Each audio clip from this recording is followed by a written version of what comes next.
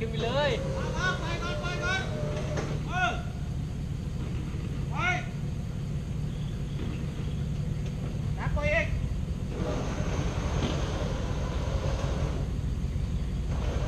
เดี๋ยว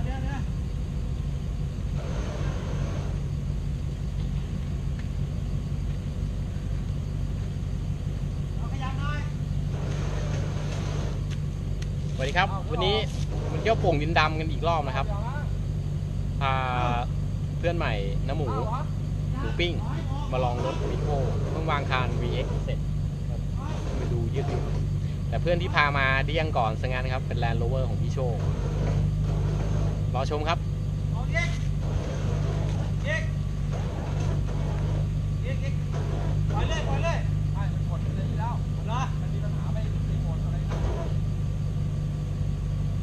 รอบมันติดแล้วเขาเดินได้ต่อแล้วเดี๋ยวขึ้นเลยก็ไม่ได้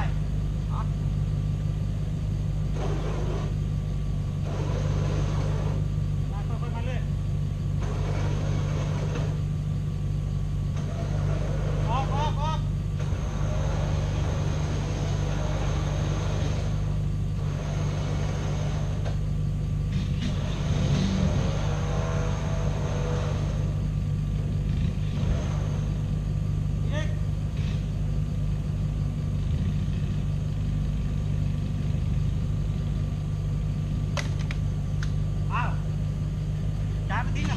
มืออ่อนแล้ว